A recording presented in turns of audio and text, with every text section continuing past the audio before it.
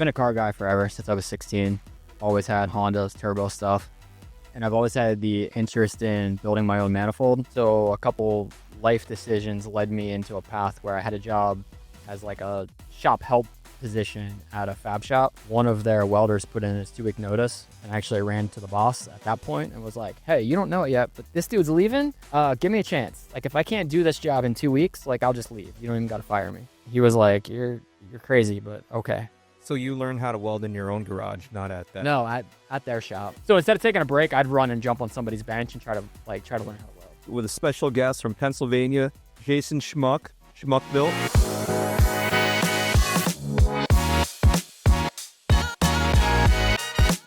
Fleet Praise Podcast. We're here today with a special guest from Pennsylvania, Jason Schmuck Built, and our co-host today, Hugo ESR. Jason, appreciate you coming and joining us. Yep. We've been talking about you getting on the podcast for well over a year now. But the reason why I wanted to bring you on, not only are you a welder and a fabricator, you're also an entrepreneur and business owner. Yep. So I see different career paths for a lot of welders and fabricators out there. One of the biggest ones is the union path. Was that ever a thing for you? Did you ever go down that road? I didn't. It never even crossed my mind, actually. Really? Yeah. So that actually gets to my first question. How did you even go about this career path? Like, how did I become a welder? Story. So, been a car guy forever since I was 16. Always had Hondas, turbo stuff. And I've always had the interest in building my own manifold. So a couple life decisions led me into a path where I had a job as like a shop help position at a fab shop. And then I was putting my own time in, like launches, brakes, trying to learn how to weld. And then once I learned taught myself how to weld, I made a manifold for myself. And then from there, it just... What platform was that? S2000. Okay. It was the blue car now, but it was red back Okay. then. How old were you back then? That was in 2012. So 29. You were 29. So before that, were you a mechanic or anything blue collar related? Factory jobs, but Okay. nothing like welding, fabricating oriented. So where'd you learn the fabricating side? Just picked it up on your own, or Pretty just much. watched with the shop that you were working at? You were just watching those guys do it. Yeah. So What kind of fabric were they doing? they did water treatment stuff. Oh, So so like big pipes and stuff like that. kind of like they do household UV, like ultraviolet lights. Okay. So Filtration system. right. Like, They do stainless steel water softeners and that kind of stuff. So it was all stainless steel, TIG welded stuff. And then it fell right into like learning how to weld stainless, yeah. manifolds, and Okay. everything. Oh, so it was, yeah. So your first experience wasn't even auto related. It was not. Did you ask those guys if they could teach you how to do it, or how'd that go about? Was it like an apprenticeship, or were you like, Well, how far back do you want to go? let's go? We got time. Okay. So, This is good advice for anyone aspiring to be a welder. You know, like, where do I know some people go to trade schools. You clearly didn't. right. So yeah, what's your start? So, teenager, I rode BMX. So always bike stuff, traveled all the time. And then I had a job at a bike shop, like bicycle shop, whenever I was fresh out of high school. And one of my friends, fast forward up to 2010, 11 area, one of my friends had called me to come in and adjust the gears on his mountain bike that he just bought.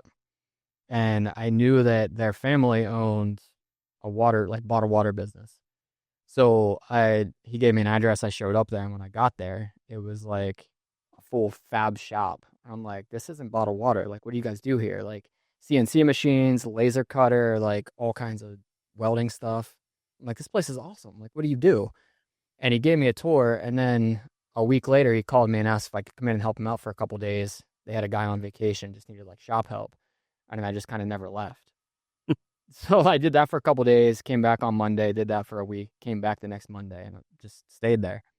And then ended up moving into a welding position there. Like, I taught myself on my own time enough to where one of their welders put in his 2-week notice, and I actually ran to the boss at that point and was like, hey, you don't know it yet. Right. This dude's leaving. Give me a chance. Like, if I can't do this job in 2 weeks, like, I'll just leave. You don't even got to fire me. And then he was like, you're crazy, but okay. and I just ran with it.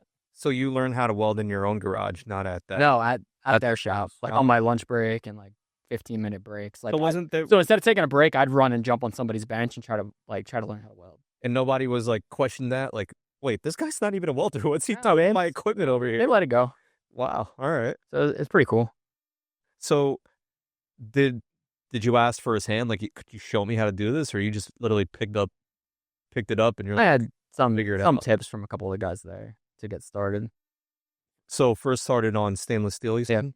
But now seems like your specialty, correct me if I'm wrong, seems to be titanium. I mean, it's what I prefer. I mean, we'll do whatever. Like a lot of the turbo manifold stuff's all stainless, obviously, but I'll weld as much titanium as we can get into. Because now it seems like your work has turned into more of an artist. Like you're more of an artist than Thank you. I guess just making parts. Like every picture that you post, like it literally looks like something that you could frame or put in a showcase or something like That's that. what we try to do. Yeah, well, I literally this morning you put up an intake, short ram intake, right? Yeah, well, like yesterday, but K series titanium intake. Yeah, I was like, man, that looks really nice. So moving from the water treatment plant or water treatment company to your own place, how long was that gap? There was a couple years in there. So Like when did So- Schmuck Built? Yeah, Schmuck Built. So the water treatment stuff, the funny story to that was my friend that brought me in there is now my brother-in-law. Oh, So the funny story to that is the whole time being friends with him over the years, I had never met his sister. And then once I got the job there, she ended up graduating college and starting there full time. So then we started dating, I started welding, and then it just spawned into like me doing my own stuff there after hours. Yeah. So like I was using my father-in-law's shop to do car stuff in the evenings. Okay. And then that was their family business. yeah. Ah, Yeah, you said- But the funny part Right. is I was friends with her brother for years before even knowing who she was. that's crazy. Yeah. So you were saying they had a lot of equipment in there, CNCs, lathes, and all that kind of stuff. Right. So were you able to use all that equipment for your personal things, like on the side, or To some extent. I know it's I got to hard run set up. the okay. laser, yes. Like I could design stuff and cut it. Like all the rest of the CNC stuff was more like their production. Yeah, because it's set up for Yeah. whatever they're making and stuff. That's cool. So you had access to a lot of stuff that I did. normal. Right. I had almost an unfair start. Yeah, To get my feet wet to dive into it. that's cool. You had a lot of test stuff too that you could just weld, and if it's no good, it's fine. It's not going on a customer's Right. car or anything like that, and you can see why it failed. That's also inspiring to hear too, because you picked up the trade at 29. Meanwhile, a lot of kids are making career, decisions when they're 17, 18 years old. Meanwhile, you're here starting fresh, 29, and have been able to grow it to, a successful business in, I want to say, a short amount of time. So could you fill in those gaps from when you went from the water treatment into selling parts more than just making parts for yourself? Right. So I did the first manifold for the S2000. And then from like Facebook posts in there, it turned into like, hey, can I buy one? How much for that? So I started doing a couple here and there. And then it was probably 6 months or so of doing that. And then at the same time, while all that was going on, we were getting married and building a house. So I built the house, designed the house around having a big enough garage to do stuff there. Okay. So then it turned into working nights and weekends at home, working full time for the regular job and going that route. And then it ended up getting too busy. So I ended up leaving my job to do it full time. How long were you doing both gigs for? Probably a little over a year, maybe a little longer. That's a short amount of time. Yeah, that's not long at all. Yeah. And then it went from, I was at the house, we moved into the house in August and I was welding stuff in there until May. I think Not even an now hour. through that. So not Like, it was only like 6 months till then. So I Yeah. was renting a shop to get space. so you already outgrew your own space. Or you Through my own garage. you thought what I you were- thought was that- going to be good for more than years. enough. Yeah, that's cool. That's good. I mean, that means business is good. It means people are buying your stuff. Now going back, when you were making your manifold, did you fab up the rest of the turbo kit as well? Did. Okay, cool. So it's basically like someone could buy a complete turbo kit from you then. Yep. Okay. Yeah, Yeah. especially S2000 stuff now. Like, Yeah. they have that market. But even 2000, Pretty dialed in. 2012, there was a few other companies on the There market was. that would be able to sell you full kits, but Right. that's cool. I mean, shit, you were able to. I would say what, like, total year and a half, you were able to scale your business Go from independent. to go independent, like from Yeah, it was pretty quick. yeah, that's really good, and you're still here, so it means you're doing something right. And who was upset could have been your father-in-law, who's like, man, losing a good welder here. He's always like, man, you could have rode the gravy train forever, and you left.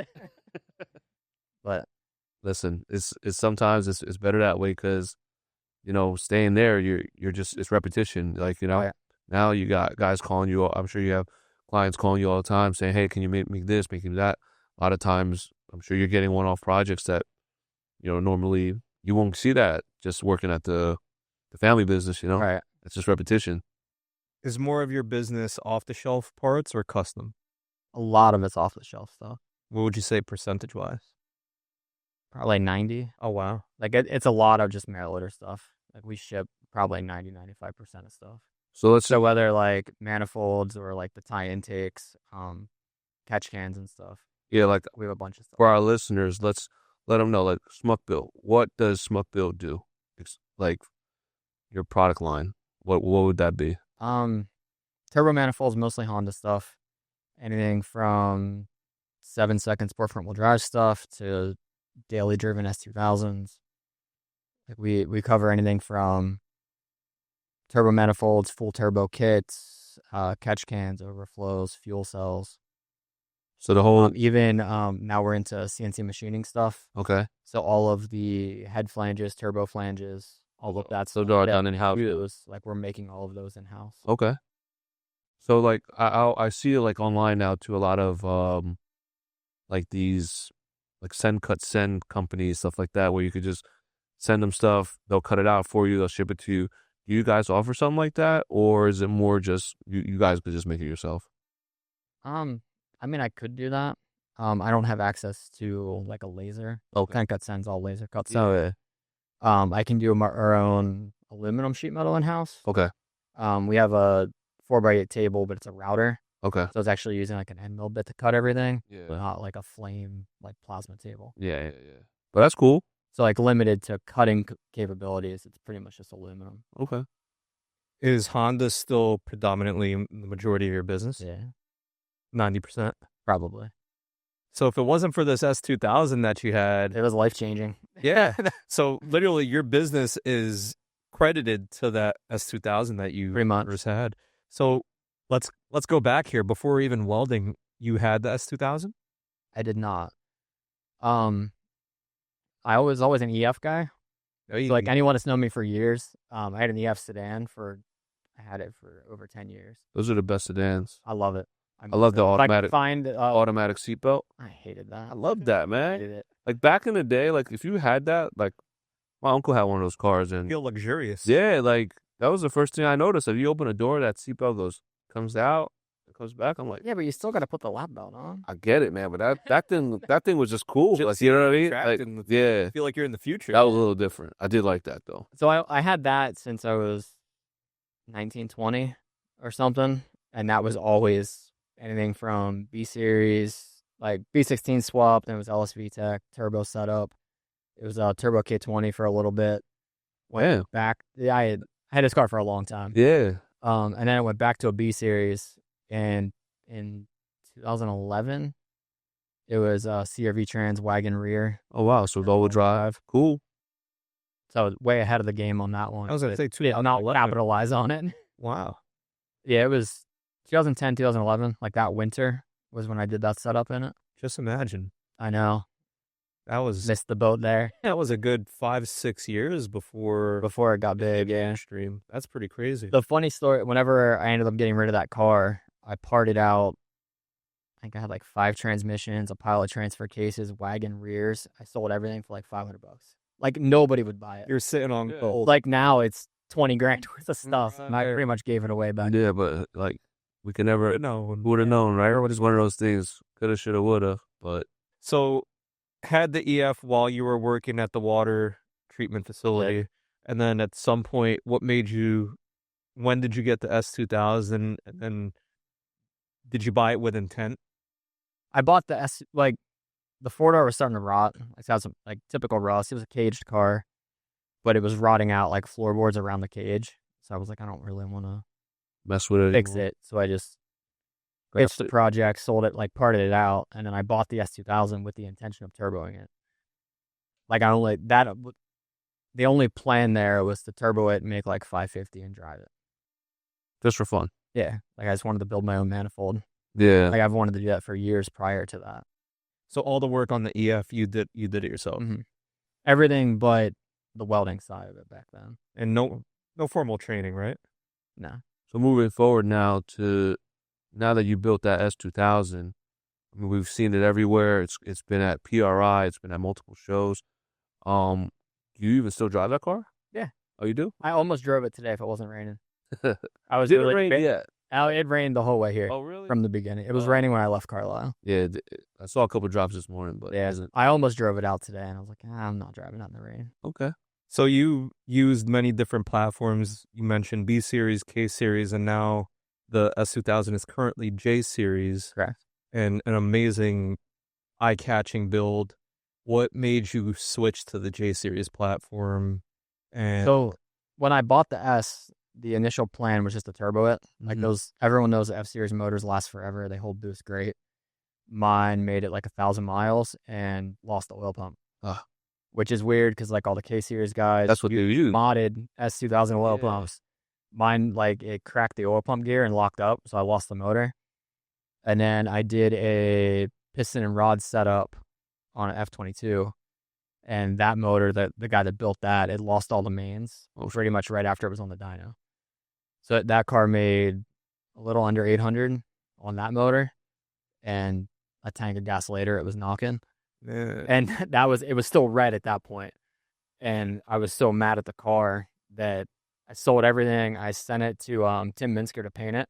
I'm sure you guys know Tim. Yeah. Yep. But I sent it to Tim to paint it. He did the color change on it, and then when it came back, right before I picked it up, Inline Pro had just released the J2F swap kit. I'm like, I need a motor. Like, that's something different. J's kind of cheap too. Right. I was like, the swap kit's kind of pricey, but the motors are cheap. S2000 motors are $5,000. Yep. So I was like, yeah, a couple $100 for a J series. Let's throw one in it and see what happens. was that really how much it was back then? $300-$400. Wow. I think it was what I paid for the long block that went in it. Yeah, all day. Are they still going for that much? I don't even know. What, J? You know, Yeah. I mean, I'm sure they're up in They're price, pretty but cheap. it's still pretty cheap. Not S2000 They're not over motor. 1,000. Yeah, S2000 motors, what, like You can get a low mile one. $9,000? Blocks, $8-9,000. Jeez. Like a lower mile F20. Yeah, that's what I'm saying. So That's why the K-Swap S2000 is getting so popular too. yeah, 100%. But even K's are expensive now. They are, but they're not $9,000 expensive. Yeah, no, not $9,000. So your experience, B, K, F, J, what's your favorite and why? B series. Why?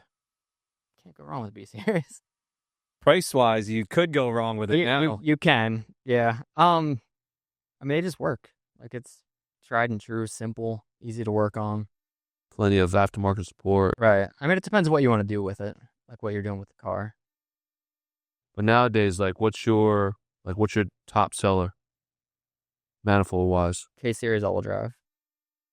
Like, I have that all-wheel drive top mount guy that sets the turbo off to the side. Mm-hmm. Like, we sell a ton of those. Really? Yep. That many people That's doing the all-wheel drive builds. Wow. It's kind of crazy because, like, You've got to think they're running out of parts. Often. Like, Well, no, I mean, think about it too. People are still doing B series, so they are. you know what I mean. K series came out after, and B series still people are still going with them. I think it's just harder to get parts now, and also it's more expensive. So it's kind of like, what do we do? I guess, as a consumer, you have to feel like that's what you want. You're gonna have to pay the money. That's just what it is. No more. There's no more good deals. You know what I mean? The price is out of the price. It's pretty much the same across the board. So for your business now, I know we mentioned you went to PRI. Your car was in the Vibrant booth. Yep. You guys have a really good relationship with Vibrant. Do you guys do any like testing for them or like R&D stuff? A little bit as well? behind the scenes. That's cool. Now, obviously, last last 5-6 years, titanium has been like the new thing. You build a lot of titanium manifolds, exhaust, like not obviously not manifolds, but exhaust systems and stuff like that. Not as much as I would like. No, I mean, I love working with it. It's just finding the right clientele. clientele for it. It Yeah. is significantly more expensive. What would you say, like, for consumers, customers wise, what's the price difference between standard intake elbow that's made out of stainless versus titanium? I mean, you would want to do aluminum for Oh, I'm saying like, aluminum, yeah. like a aluminum arm. You could do $200-300. Titanium ones 6-7. Like K series ones like 650. So double. Yeah, At least. But you get weight savings, right? you do. And it looks way cooler. Yeah. They look a lot better. I think that goes into the bigger part of it. Just Right. when I had the titanium intakes done on the Viper, the fabricator Cody at Rowdy's Garage, he preferred to keep it raw. And like this whole time, I'm like, nah, I want color. And he's nah, put up a story, put up a post and poll like who wants it raw versus a color. I was like, I don't care what other people want. I want color. So he was like, oh man, he's like, but they look so good just raw. I'm like, nah, like when we talked titanium, I want Right. color. And is that your preference as well? Like everyone who orders custom titanium, like you. It goes both ways. There is a sense of accomplishment if you can weld titanium and keep it colorless. Like if you can do titanium, then that's keep the- it completely That's the raw. thing too. I think a lot of people I think a lot of people struggle misconception. with the welding side of it. Yeah, because and just turn it colors to hot. Oh, yeah, because it'd be too much heat Right. turns the color, It's right? all gas coverage, too hot. Mm-hmm. Like there's tons of variables into Like good. like a true welder would want that to stay the same color. Right. Like all the stuff on the S2000 this time around is all raw. Right. There's no color on any of it. Yeah, I think like for a while it was kind of like everyone wants the rainbow or whatever, wants the Right. blue, but it's like those are after effects. Or if your weld looks like that, it's not that you're not a good welder or whatever, but it's not what's preferred Right. in the, I guess, like an industry standard or Right. what do you say, right? So the pride of welding titanium is to keep it colorless, then. It is. It's ironic, isn't it? Interesting. I did not know that. Yeah. So I could definitely see that because now that, obviously you could tell by the quality of the welds, but now you could also, now I know by the color, like that shows, I guess, Too much heat, your craft. not enough gas, Right. that. Yeah. Interesting. It's definitely a science to it. I learned that from one of my friends before. Same thing, fabricator, and we started messing with titanium. He was like, I was like, oh, why is there no color? He said, no, you don't want color. Right. I'm like, oh. That's where if Complete you're on the industrial side of it, if you weld titanium with color, you got to cut it out and start over. Yeah, it's no good. Like for like any of the aircraft stuff, Really? if there's any color involved in it, like inside or out, it's junk. Why is that? 'Cause it's actually like an oxidation. So titanium's a reactive metal. So if you get oxygen touching it when it's hot, that's what actually changes the color. Mm-hmm. So if the colors change, it's actually contaminated. So The weld's not good, basically. Oh, wow. I mean, it depends what you're doing with it. Right. I'm gonna Well, say, like obviously, making like, an exhaust on a car, versus doesn't- aircraft right. use, right? Like, but like in like the aircraft industry, like it has to be 100% colorless. oh, wow. All right. So we've going back to S2000s, we named different motors. You've had your experience, FJ. For somebody, let's just say, got S2000 blown motor, they got to do their research, and what would you recommend since you've tried all the different platforms? I mean, it's K-Saw's very popular right now. I mean, I've never personally had one, Would you say best bang for the buck would be K?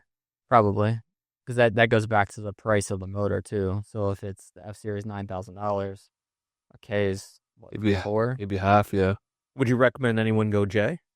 Or you don't want anyone to do it because you No, I you mean wanna go be that for it. guy. There's a bunch out there. It's Yeah. there's like a niche group of them, but there's a bunch out there. Okay. Because yours looks really nice. So I could figure, I would imagine you're inspiring other people to do it just because yours looks so good. Well, thank you. Would you say you're one of the pioneers to do it, or there's? I wasn't the first. Okay. How many years ago was that you switched to J? 2016 that I was at PRI. Yeah. So That was when it debuted with the J. Because I now know I think it was 2016 that it was in the Vibrant booth, what are the and it was there not running yet. Like we had, just on display. yeah, like we worked night and day prior to that yeah. to get it in the trailer so it looked like it was complete, like the fab work side of it. Yeah, which is what they want to display in. Right. The new motors now and like these newer Hondas, what motors are they?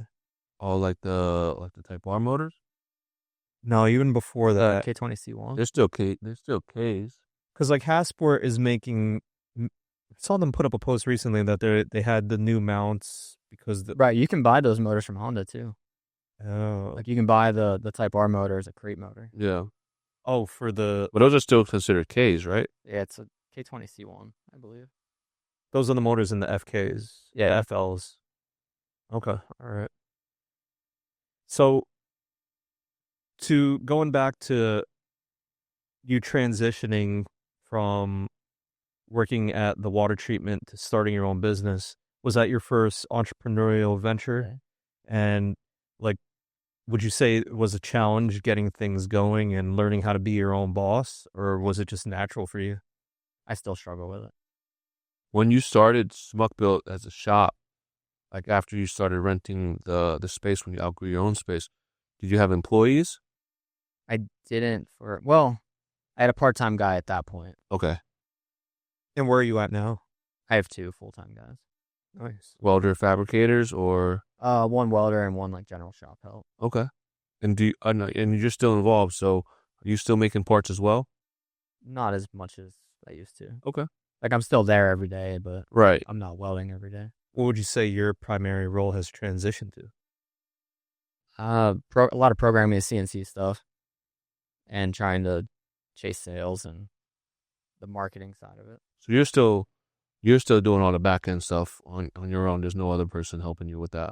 My wife does all like the payroll and bookkeeping and Okay. stuff. So That's good. I lucked. Does your wife still work at the family business too? Does. Okay, that's cool. Juggling both. Yeah. Your father-in-law would have been very upset if he lost both of you. Yeah, she's not leaving it. Nah, That's cool. So, like you said, you still challenged with being a business owner. How many years has it been since you opened doors? 8. 8 years. What would you say has been your biggest challenge? Marketing. Let's do 2. What has been your biggest challenge being a welder fabricator? I don't know. It all just got so natural to you. That side of it came pretty easy. were there any times like during business? I mean, obviously we all survived COVID. COVID, I'm sure, was pretty decent for your business wise. But did you ever experience like supply issues, like supply chain issues, stuff like that? Did. Like towards the end of COVID, it was pretty bad. Like what Between like price increases and just Yeah. lack of being able to get anything. I heard like gas went up, like the welding gas went up a lot. Yeah, At- it's at some back to point.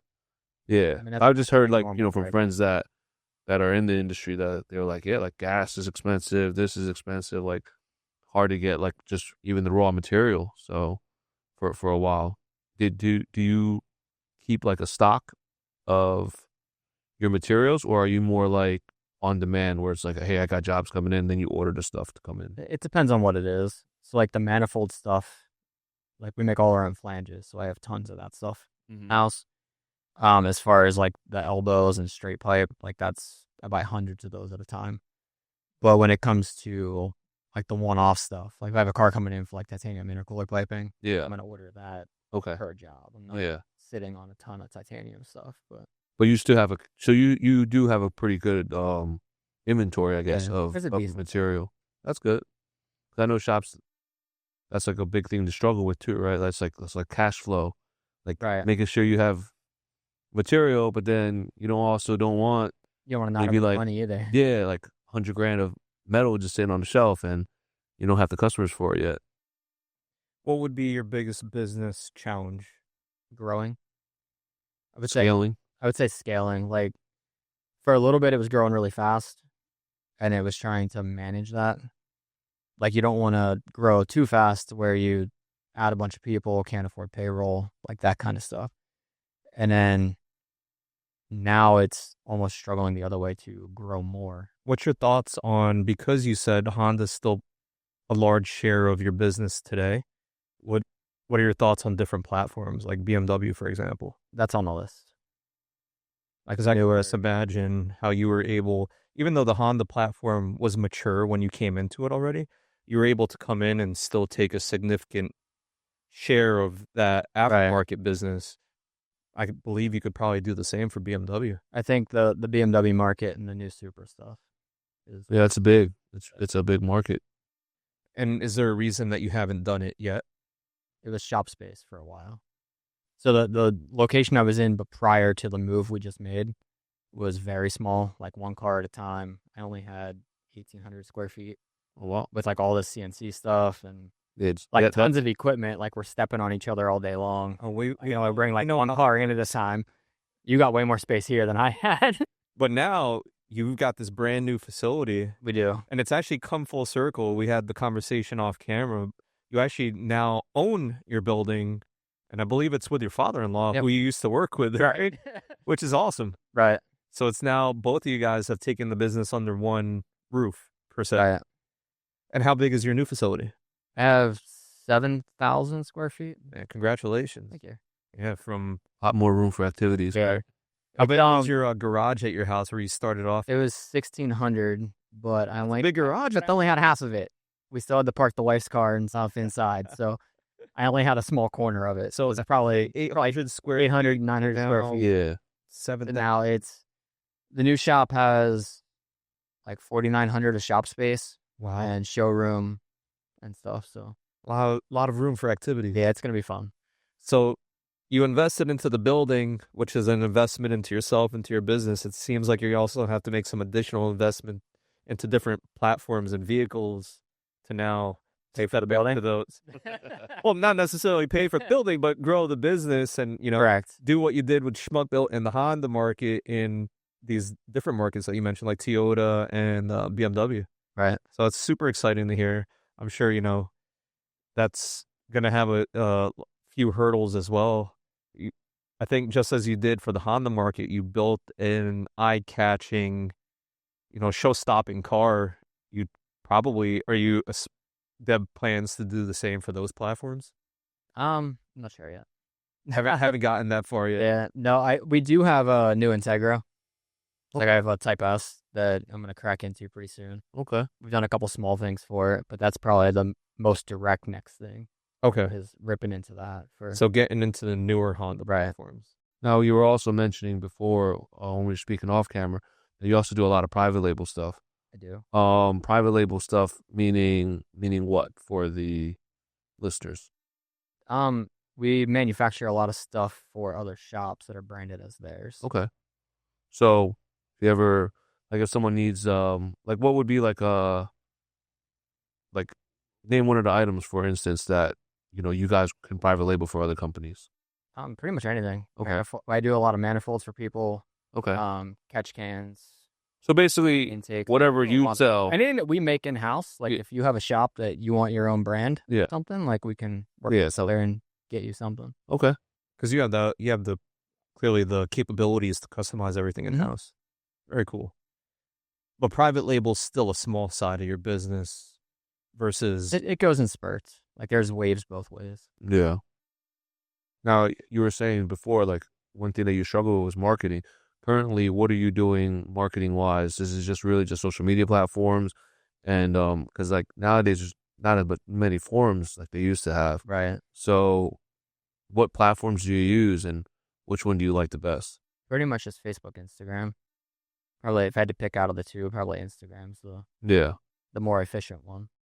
Any YouTube stuff? Any videos, stuff like Not that? yet. That's Okay. probably coming soon now with the new facility. Okay. you definitely have space for some content creators get in there. Yeah. Yeah, I think I know for myself as an enthusiast, even though there's no forums anymore, I find myself on Facebook groups daily, Right. especially like different platforms of whatever car I'm decide to work on. Literally, whenever I need help or if I get stuck on something, looking for a part or something's wrong with the car, I'm on the Facebook group before I even go to Google. I wouldn't say there's no more forums because there's plenty of There's forums. Facebook forums. Well, there's forums just even in general. I mean, like, I bought a Bronco last year, and just searching like random stuff. There's forums for everything. but I don't think it's just as popular as it used to be. Like, you know what I mean? Now it's like you Google search something real quick, Reddits and stuff like that. Like, there's so much information out there that I feel sometimes you're just bombarded with it. You know, it's not direct Right. as it used to be. The types of cars that you work on, do you think, or are you working on more show cars or race cars that your parts are going Probably on? about half. Lately it's all been like race car stuff. Have you now when you guys fab stuff? Do you do any like roll cage fabbing or like chassis work stuff, or is it mostly still just? We have in the past. The first shop that I moved into was 5,000 square feet. We did a bunch of roll cage stuff there. Mm-hmm. Whenever I was in the couple of years that we were stuck in a closet, Yeah. I didn't really do too much of that, so we kind of stayed away from it. Okay. But I mean, like, if you had a client that needed some stuff done, now with your new facility, is that something? Is that a service that you would be able to Yeah, provide? absolutely. Okay, it's good to know.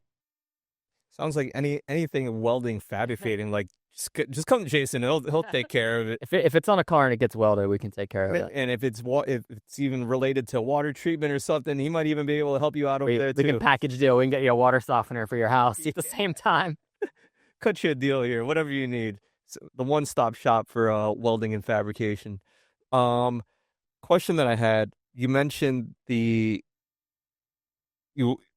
different builds that you've worked on. Is there let's go show cars. Besides yours, is there a car that you would say your favorite build or your best build that your parts have been a part of? Oh, you're putting me on the spot. There's a bunch. Oh, there's too many. Probably the best one is Chris Burkhart's EK. You familiar with that car? Which one is that? It's a like flat blue EK from Syracuse. B series car, a bunch of titanium stuff. Okay. I know you've seen it. We're gonna have to see. Yeah, you're gonna have to refresh my memory on this one. We'll have to pull up some B-roll of this when Yeah, when we pass this podcast. it's a showstopper. And why do you say that one? Like what was so? It's like a OEM Plus style. Okay. Like it's not way over the top, not a ton of parts, but everything on it is just Clean. perfect. It's got 3 different front bumpers with 3 different lips, so we can change the whole look of the car by changing the bumper. I need to All painted to match. Yeah, you need like, to refresh my memory on this car. Yeah, we'll pull it up then. And then how about race cars? Probably Tim Minsker's new car, the EM1. That was on display at TRI. 13, right? Or yeah, it turned 14. It was in the lobby there a little bit. Is he going to be racing at these upcoming events? Yeah, he didn't get the cut for World Cup for this year. Okay. They had it out. He was trying to get on the waiting list, and they had it out last weekend with clutch issues. Like went personal best 8th mile down way on the mile per hour. Right. And then it lost the clutch in 4th. Oh, wow. Dang. I mean, it was on a 80790. Unfortunate, but Yeah. that's the whole thing with World Cup, right? You have to make the cut. Right. It's 809 or something for front wheel drive. Yeah. What it was. Like he was on the pass and lost the clutch. So What clutch was you running? I don't know, to be honest. We got friends in the game. It only had a twin disc in it, so that's part of the problem. Yeah. Are there any motors or cars that you don't like working on? I feel like that's gonna get me some backlash. It could be because of a technical challenge or a way things are set up in a certain car or motor. Rather than backlash, yeah, I think you'd probably get other welders who would agree with you. Like, oh man, yeah, that is not fun to work on. Like, irrelevant to welding, I just saw a video yesterday of why it costs whatever $20,000 to change the oil on a Bugatti, and they were showing like the buckets and different piles of bolts and screws and all these parts that have to come out just in order to change the oil. Is like, man, that's crazy. And that's the way the R8 is. There's Really? 7 drain plugs. You got to take 50 bolts out to get the diffuser off the bottom of it. Different coolers It's and like a 4-hour job. So to change the oil. So now when it comes to welding or fabricating, is there a car that you could reference like that? Like, yeah, that's not fun. Tight engine bay or something. I mean, there's been a bunch of those, but What would be the anything one that offhand? stands out? Like when you see that car roll in or you get the email that I have this car, like, oh, I don't really know. I know like I'm pretty good at deterring away from bringing those in. I was gonna say like a lot of shops nowadays too. Like in order to keep them running efficiently, I listen to I speak to shop owners. We listen to different podcasts. I always get the consensus now where like you have to pick and choose your clients. Right. Because if you just let everybody in, you're going to bring the headaches. You're going to get the good ones, the bad ones, and you kind of just burn yourself out, right? Yep. Are you finding yourself in that position now where like, yeah, I'm going to pick and choose the clients that I work on because it's either we're going to do it your way or, I don't think no one wants to deal with the client was like, they ask you a question, you give them an answer. They're like, well, but I read online, people are doing this or people are doing that. Like, you don't want to deal with that. So, are you starting to do that now more so with your clients? Now, I don't. People is like, oh, that could hurt your business. I don't think that hurts your business because I don't think it does either. I It's think gonna you grow you in the direction and work in a with the proper people that are direction. going Yes, to- because you can't. It comes down to you can't make everybody happy, Right. and you want to make your clients, especially, you want to make those guys happy, and hopefully they'll bring like-minded people like themselves to come to you for a service that you can provide for them from beginning to end without having to deal with, oh, but are you sure about this? Because I read on that, like, that stuff gets old. You know what I mean? Definitely. Have you had the unfortunate, Fire customers? yeah, Yeah, I have in the past. really? I think you have to, man. They don't, like that saying, the customer's always right. They're not. It's not. I mean, it's Definitely not. you got to try to make them happy, but Yes, you Can't can only make do so. everyone You happy. can only do so much. Like, you know what I mean?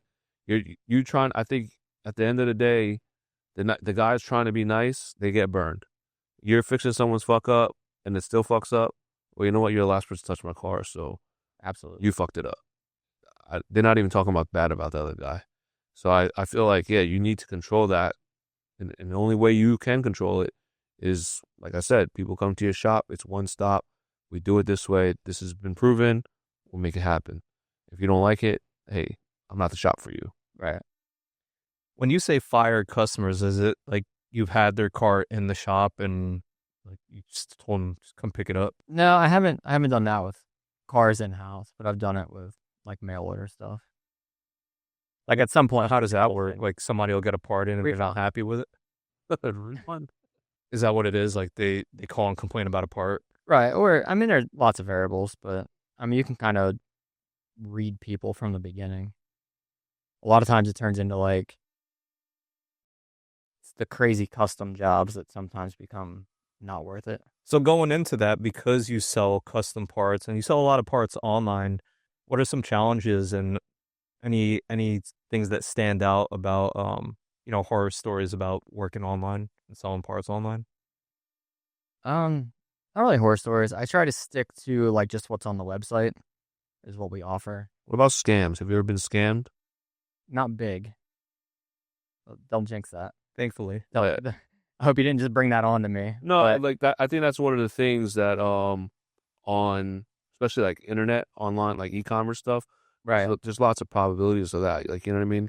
And I feel like the scammers are getting smarter. they are. They're doing a lot of scammer shit.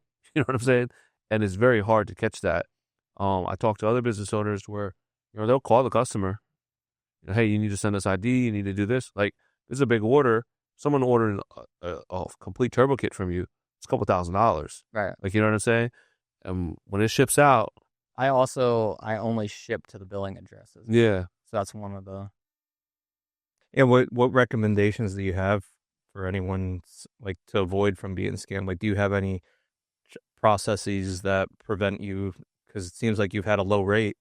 Like, we've actually spoken to other clients or other guests who are like, yeah, I've gotten scammed a lot. I don't know, I think I'm just small enough that I'm under the radar. I wouldn't really say I do anything special to prevent it. But I mean, you just do your due diligence, like you said. You only ship to the right. I mean, you filling can tell out what and stuff order like comes that. in if it seems shady. Yeah, Like you email the customer. funky emails and yeah. Yeah, I would say some things to look out for.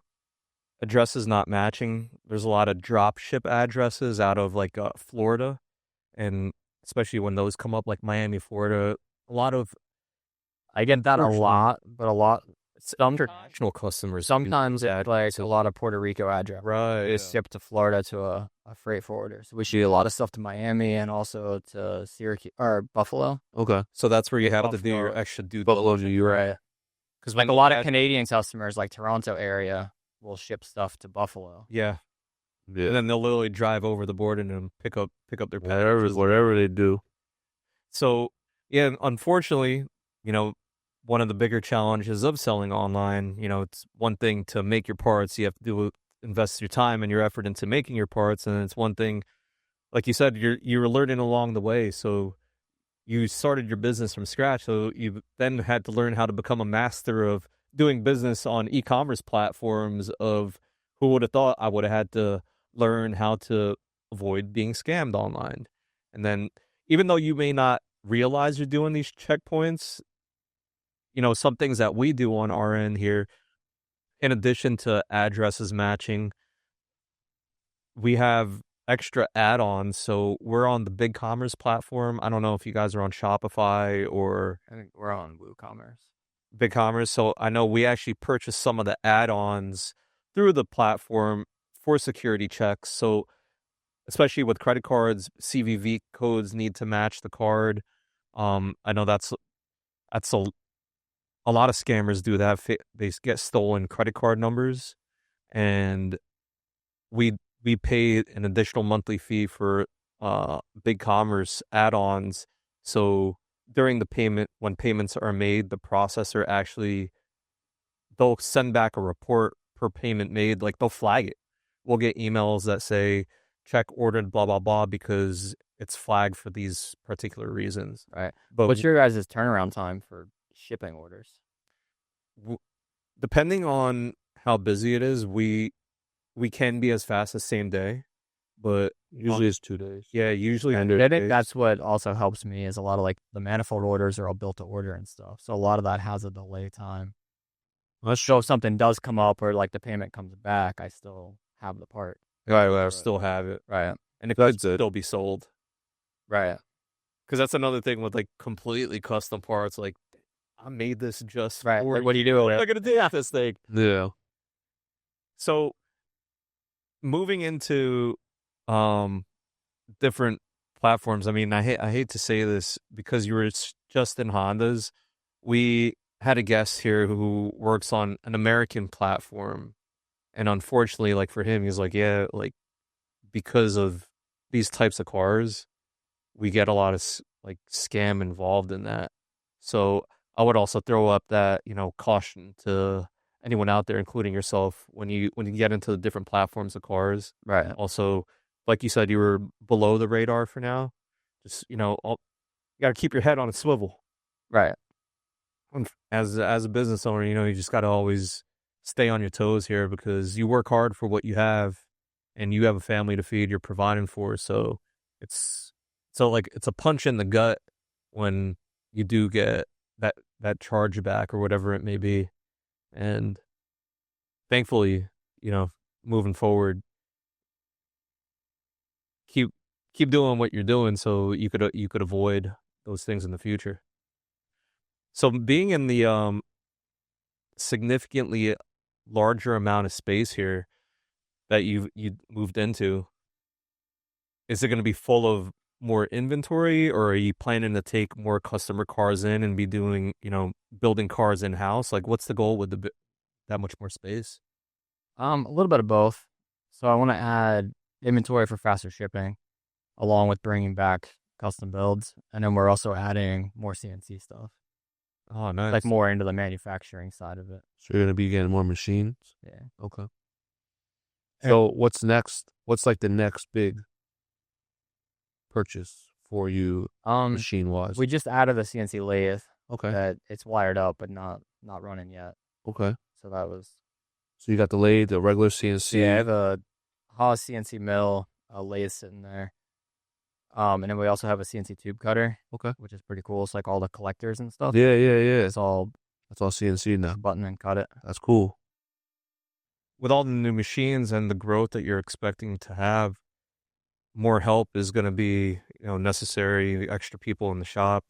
Any advice on finding good help? And like, how did you find the guys that work with you now? I've lucked out and they've all found me, which is it's kind of odd. So it's Well, I mean, I yeah. don't know. I've never had to post and look for help. Like So how did that happen? Like the two guys that are with you now, how did they end up the working? one guy I've known for a long time. Like he grew up across the street from me when we were kids. It's like we could distance through 20s, 30s, but now he's back in Just came back. for me. Um, the other kid used to work at Target actually. So I was Just a regular job. walking through Target one night with my wife and her parents, and he's like, "Hey, are you Jason? I want to work for you." I'm like, Okay. And then like a couple weeks later, same thing, and they followed it up with an email. And then finally, I was like, "Yeah, come on in, And what does he do now? welder." Oh, so you taught him. A little bit. But he was. He picks up on it fast. I was gonna say Similar story to you. that's what I was looking at. He's good. So he started off not welding because he worked at Target and Yeah, walked into your shop and he's a crafty guy, but he picked up on the welding really fast. That's good. So that's your full-time welder? Yeah, Oh yeah. So that's not bad at all. so that's actually literally picked him up at Target. Yeah. Well, obviously he followed you and he knows of, he knew who you were Right. from that. So, that helps. And same thing. how long did it take for him to get to, where you would call him your official welder? Not that long. He picked up on it really fast. No, Really? it's good. Well, if you're willing to learn, if you have that, that mindset, hey, like I don't know it, but this guy does. If he's willing to teach me, I'm just gonna take in as much as I can. Yeah. I think there's Like like that's the way I've always been. I love hanging out with people that are better at something. Yeah, that's the only way you're gonna learn. You're gonna learn. It's the only way you're gonna learn. If we're Like all the same, open-minded in every aspect. yeah, we're just gonna we're gonna stay there. You get someone that's better than you at something, and you learn from them. Now you just picked up extra set of skills or knowledge that you didn't have, and you're not gonna get that if we're all sitting here at the same level. You know what I mean? there's a lesson to be learned from that as well from your employees. And what's his name? Jordan. Jordan. Ask and you shall receive, right? Like just imagine he didn't have the guts to go up to you that day. Right. Still be working at Target probably. So I think I asked the question earlier, like if anyone's aspiring to be a welder, one choice that you could go down is go to school, technical school, and then potentially go take the union route. But you and Jordan are testaments to you don't need to go to school to have a successful career in welding. And that's actually more rare than the welders that I've come across because mostly everyone has gone to school to learn the trade. Do you think there is a benefit or anything different that from your experience of not going to school? Like, do you think your style or how you do your work is different than someone who's thorough at trade? I'm sure I don't do it the right way. Like as far as like how I figure out stuff, how I draw things. Like back when I worked at the water place, the one main welder there used to always make fun of me because I'd have to lay out like sheet metal stuff and figure it out. And I would always figure it out and get the end result. And he's like, "That's not how you do it." I'm like, I still got it. Right. Like I made the part, but it was always like he would like stand over my shoulder and like chuckle at the way I would go about figuring out a solution because that's not how he would have, like how he was taught with schooling and stuff. Right. I mean, it's still the same end result, but it's just You took a different road to way get of- there. Yeah. That's all. And that's actually came up recently on a viral reel of ours where Mac Brosnan, who was a guest of ours, said that he prefers to hire people who did not go to school because, like you just said, in school you're taught to do things a certain way. Right. And, in certain lines of businesses, you actually said it earlier, there's different problems you need to solve. So if you have a certain mindset of, no, it needs to get solved this way, I feel like guys like yourself, you're probably better problem solvers because you think outside of the box. Your reasoning of how to get to an end result is a whole lot different than, I guess, the larger majority who have been taught to do it a certain way. Right. I think the benefit to not being taught how to do something is you're not actually in the box. So you don't have to think outside. Right. You just got to figure it out. The two, you're not focused on. I don't think it's not focused, but you're learning the theory of something. I think when you go to school, especially like going back to what Mac was saying, I see guys coming out of tech school. They don't know nothing. They graduated, but they've never physically turned a wrench outside of whatever activity they were doing in class. Right. So it's like their process is not there. Like, you know what I mean? Right. You know how to change brakes on paper and, reading a book. All right, like step 1, step 2, but actually applying it to do the job, they take forever. Right. Because they just don't have the skill set to do it yet. They haven't learned it. Once you do a brake job a few times, now it's like, it's all the same. But when you're only reading it from a book, it's not the same. You know what I mean? So I think it is easier sometimes to teach someone a specific job or, the jobs of whatever you do versus, hey, I just got this guy. He just graduated school. He's got perfect this, that, but he has 0 experience. Right. And I think that goes back to the whole like welder versus engineer online battle. No, 100%. It's like the engineer is going to go to school and knows how to do it on a computer, doesn't necessarily have the hands-on experience. Yeah. And it's like easier for you probably to teach them your process, right, how you get it done. I think that's part of the problem with schooling is they teach you how to do the job, but not the actual experience behind like what you need to do the job. Mm-hmm. So it's like half of what you need to know. Right. If you know how to do it on the computer, but you don't know how it works in real life, like how do you know that what you're doing on the computer is actually going to work? So you went from just welding to now creating your own parts. Like you said, you're investing into new equipment. Do you consider yourself an engineer at this point? I wouldn't say that. I know just enough to get by. Oh, I mean, as far as like the product development and the CNC programming and stuff, like most of that's all done in-house. By you? Yeah. Who you taught yourself? I had a guy that helped me a lot along the way. Okay. Like a friend of mine does it for a living, and whenever I got the CNC mill in-house, he was there regularly. Teaching you how to use it. Like he got me some drawings and some programs running, so I got the machine making money right away. That's cool. And then he spent time with me to get that going. Push me. And I would get to where I'd get stuck and I'd call him and he'd ignore it. And I'm like, come on, man, I need you. But he's like, I know, figure it out on your own. Yeah. Oh, man. Like, so it got to a point where he was like, look, you're smarter than this. I'm just not even answering the phone. You got to figure it out. Yeah, he was done giving you the cheat. Yeah. He's like, you're on your own now. But because that's kind of the mentality that he has to have as, I'm assuming he's an engineer. He is. So majority of engineers here, they're problem solvers, right? So he's like, hey, man, you have the equipment here. Right. You got to be like me. He's like, you're smart enough. Figure it out on your own. To do it. Right. Yeah, throwing you into the deep end, right? He's like, I'm not going to be your shoulder to lean on the entire time you're on this machine. He's like, I got you for like 6 months. Now get out of here. It's like a quick apprenticeship, I guess, right? Like, I'm not going to be by your side every day. Right. Would you say, was he formally trained? Yeah. Like he's a genius. That's cool. Actually, I know quite a few engineers myself, and everyone who's still pursuing that career path seems to have all done, formal schooling. Right. So I guess that's the difference between trades, right? Like being a doctor, like you have to go to school. So like if you're gonna be a surgeon or something, right, you got to know how the heart works before you can work on it. Can't just jump into the hospital like, no, I'm good at this. Let me get a creative gloves. Let's go. Let me borrow the scalpel. I'll help you out here. Saw this on TV one time. Would you have done anything different in your business? Seems like you've grown it very quickly. Do you ever look back in retrospect like, oh, I could have done this differently? I wish I would have started sooner. Like, I mean, the whole like owning a business was never really on my agenda. Like, I didn't grow up as a kid like I want to have my own business. It was never really a thought. It just kind of fell into place. But like looking back, I wish it would have fallen into place sooner.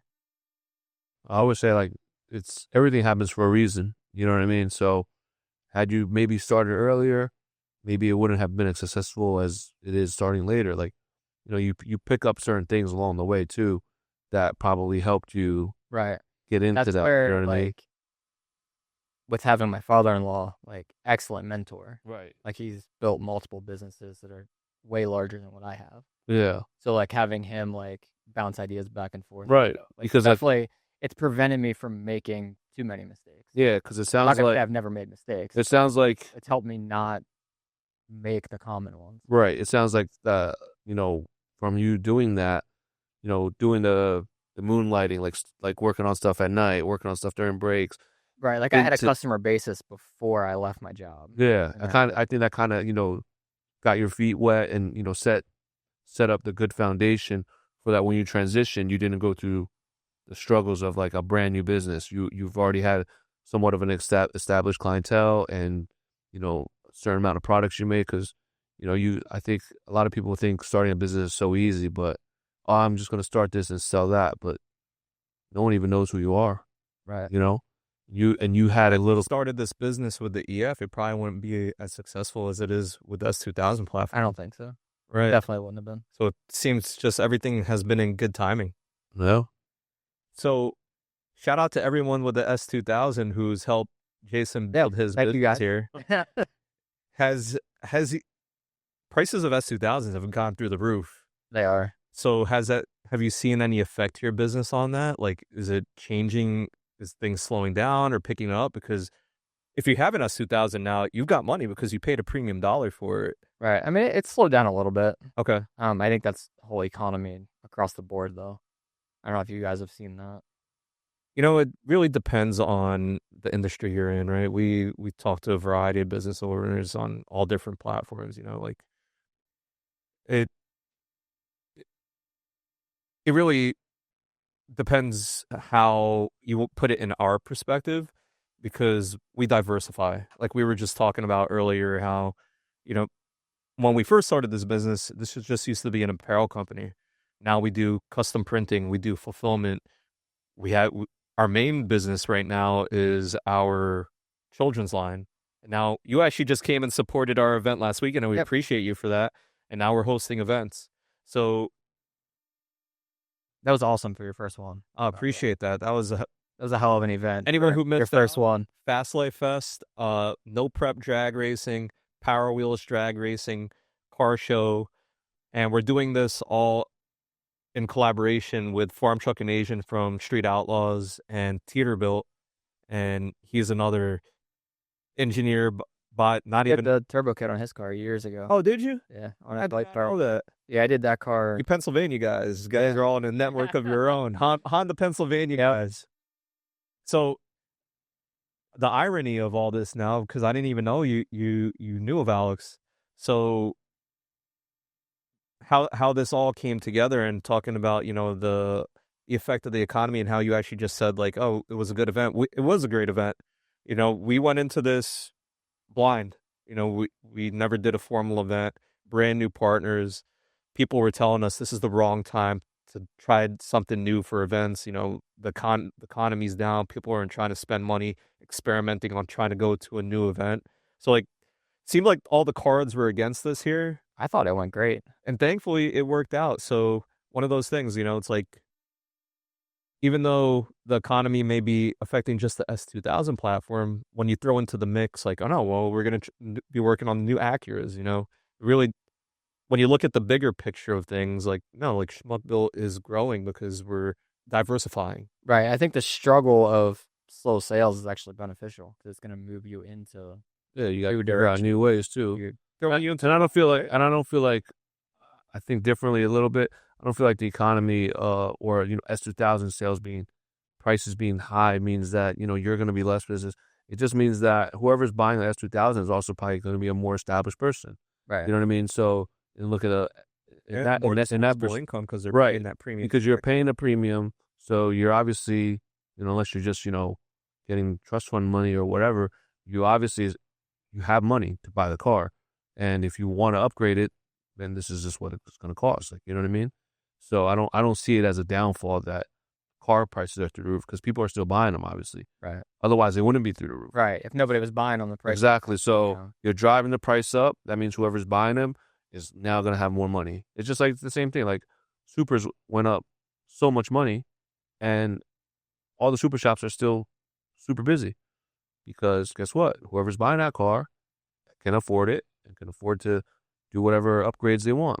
And a lot of it now is like the OEM plus, and people are spending good money on that because now these cars are getting older. They want to bring them back. And I think like, it's kind of like the full circle thing again. Now people are going to want you, hey, I want to put a turbo kit on it or whatever. I need to upgrade the OEM parts that are kind of failing now, where you will come in and fill in the gap. Oh, this is the updated version, like a catch can or whatever the case may be, What do you see is the future of Schmuck Built? I don't know. Jason just goes with the flow. So yeah, I'm going. Jason goes with the flow. Unfortunately, And there's nothing wrong with that. I mean, just steady growth. Like I want to see it a little bit bigger. I'm not trying to take on the world with it, but if it goes to that level, then You're ready for it. we'll see. Yeah. So that's, I mean, when talking about growth, we got into the challenge of finding good help, and luckily you've been blessed with people coming to you.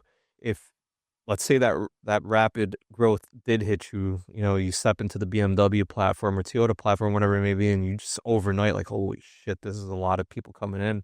Where would you go to try to find that help? Would you look for people in trade school? Would you go to social media to try to find some extra hands? I don't know. I have a couple guys in my back pocket, so Sure, those guys are probably like, hurry up, Jason. We try, but right over there. probably. Stop slow rolling. We need you to get into the other platforms quick so we can get over there. Yeah. I did see some behind the pictures of the new shop, so it's a little bit even more incentive for a guy that wants to come work for you. Like, I'm trying to get in that new building and help you out. Yeah, it's gonna be pretty nice. No, that's good. Are you working on a new building, by the way? Not yet. All right. So hopefully we were planning to go to the open house this weekend, but that got postponed. It did. We're gonna do something in the spring. So Okay. looking forward to that big bash that you're going to have over there.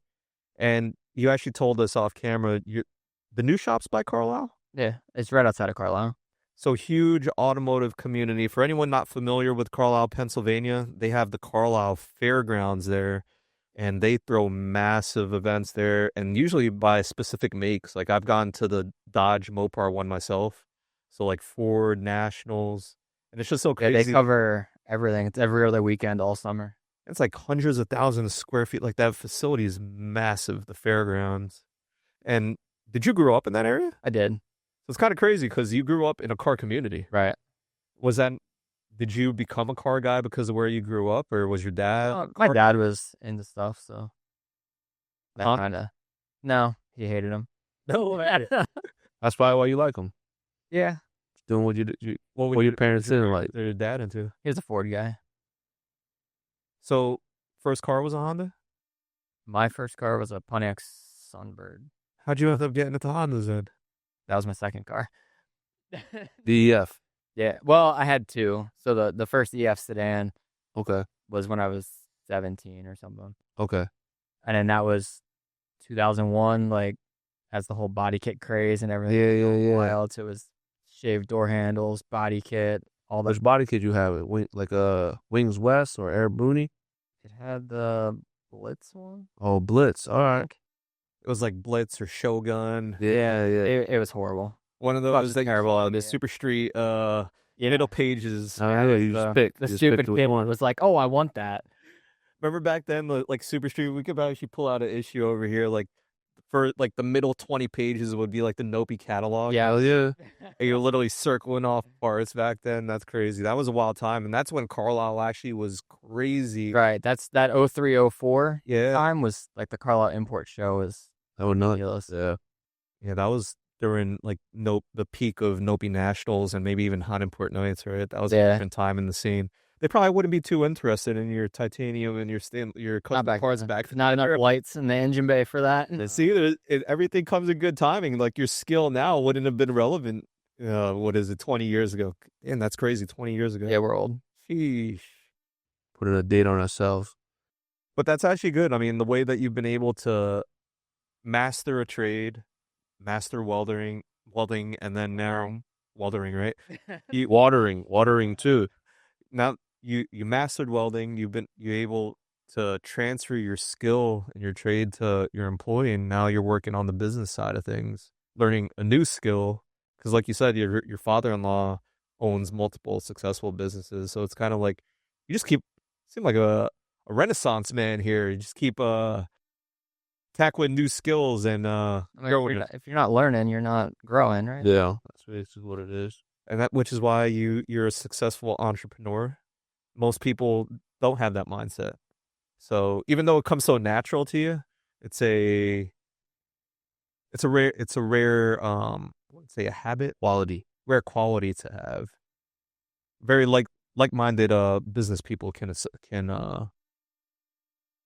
relate to exactly how you are. But for you, you're like, nah, it's too easy. Hey, it's not easy. I just hide it well.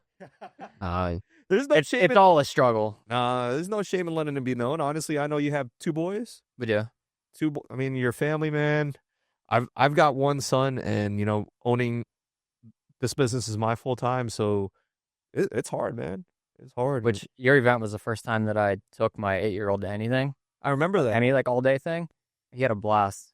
Loved every bit of it. and that was the first time at like a real car event, right? Right. Which We've done like smaller like cars and coffees and stuff. Yeah. He's always like, Dad, can we go home? I'm bored. And then he didn't complain at all with that one. That's awesome. So it was awesome. How old was he? 8. He's got 2 years left in him, and you could jump him into the power wheels. Or you got junior dragsters too. It's like, Put him off with the power wheels, and then jump him into the junior. You went up drive. to 10-year-olds in that? Up to 10. Yeah. So the crazy part about that was All guys with like duct tape around the tires. yeah, they put duct tape. They put they put rubber around the tires too. Same thing. that's on They do a lot of the stuff. surface, right? Yeah. Now everything is new. We're learning. When we wanted to race indoors, the challenge with the indoors was a surface similar Too smooth. Right. Yeah. So because it's too smooth, the tires were just spinning. So literally on site, we got a bunch of problem-solving dads, creative engineer dads here. Like, man, the cars are not hooking. They're there. I didn't even think it was going to work. They're using the sticky side of Duct tape, like wrapping it and wrapping inside it out. reverse. Yeah, wrapping it inside out. And I was like, there's no way those cars are going to move. They're just going to stick to the ground. And no, those cars are hooking. And as you see one car successfully do a pass, all the dads are like, Where's the duct tape what at? did they just do? Go to Home Depot. Everyone's running Target. Grab the duct tape. We're doing the same. We're only a year into this, officially. Right. So one real event, and then every other event that we've done has been like a test event. So we're at the start of this. Like, What are they running time-wise? They're only doing 60 feet, right? 60 feet in 3 seconds. They're like 320s. I want to say the fastest would be Trevor right now. I think he holds the record at a high 2. But these cars, their Average is about 320. What are they doing battery-wise? that's also the secret of it right now for the outlaw class. So there's stock, modified, and outlaw. Modified, I believe, stock uses the regular power wheel setup. Right. That's if you're just learning how to drive. Like my 4-year-old son, I'd put him in that class. Modified is when they put the drill batteries in them. Right. And then what separates the outlaw class from the drill battery is, I believe, the motors and the motor batteries too. Some of these cars are running more than 2. They can run 2 batteries.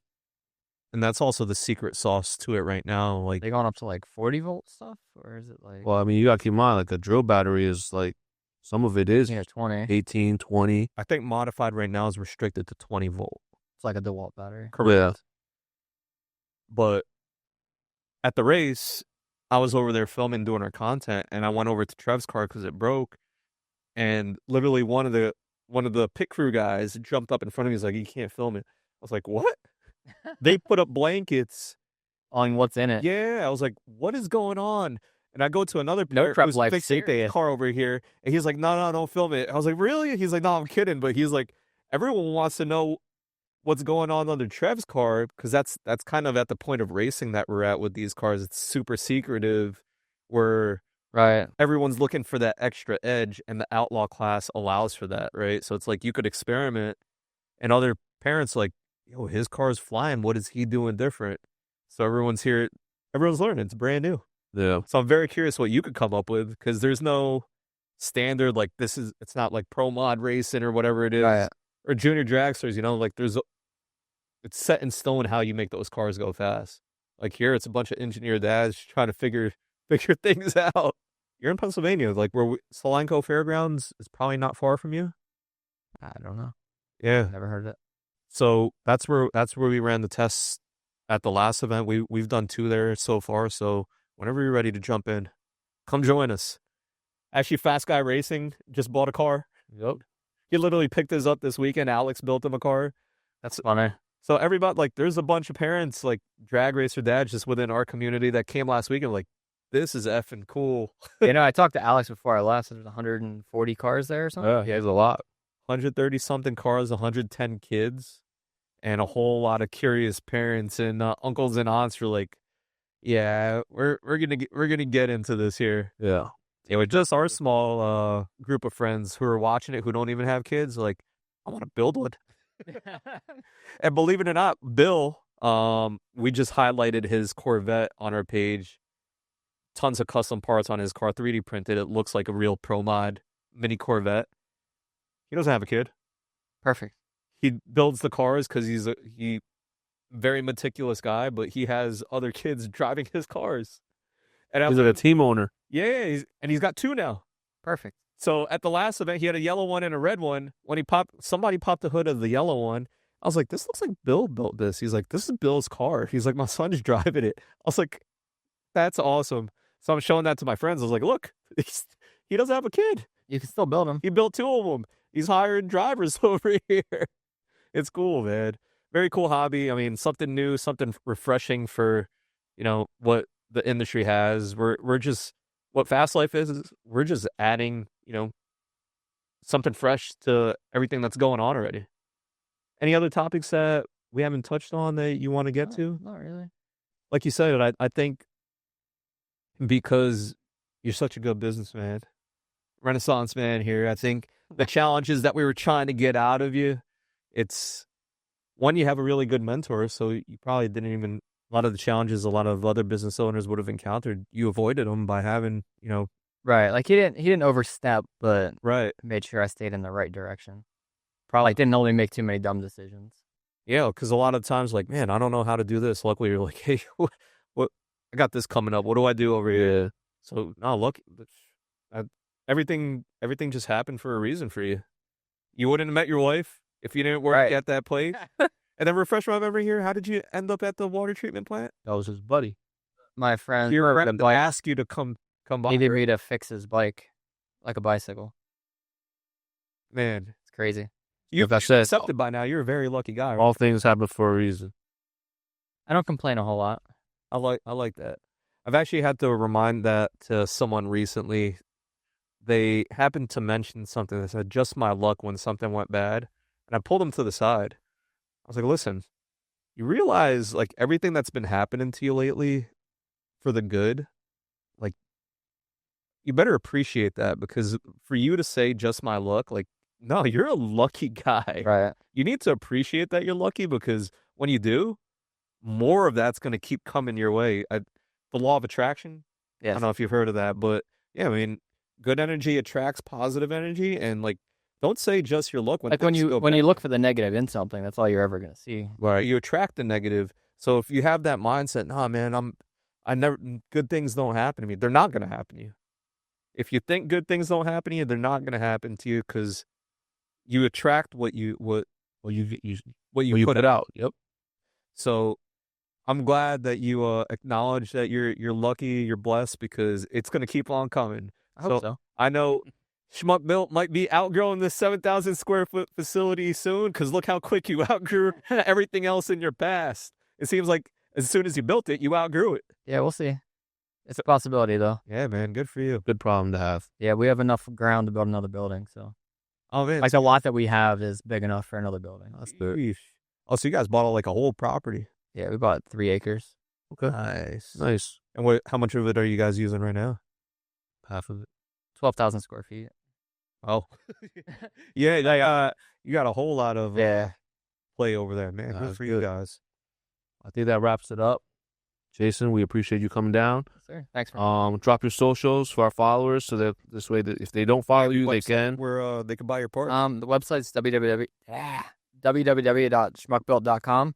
Spell it out for them. SCHMUCKBUILT.com.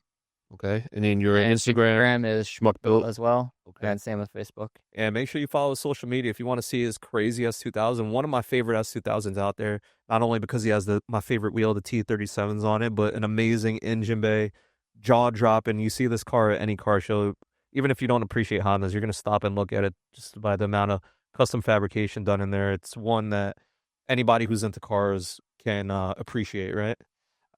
How many non-Honda guys do you have just like asking you questions whenever you bring It a car happens up? all the time. I bet. It's funny. I keep saying I should put a GoPro in the car at shows. Oh yeah, you should. Attractions. Everyone walks by and they're always like, Well, you need that. Now you need that for the content back- building. Don't forget. Yeah. yeah. When you get your content guy or whether it's you, that I love watching those videos. Every so often, like it comes up on my feed of people getting the reactions. Yeah. It's Like it happens all the time. Like you'll sit there and just watch people walk by and they're always like, Double take and come back. I love hearing the things people say that when they don't know you're recording. Like, yes. what the F is this? Yeah. Hey, we appreciate you. Thank you again for your time. I know you drove a good amount of time to get here. That was a little bit.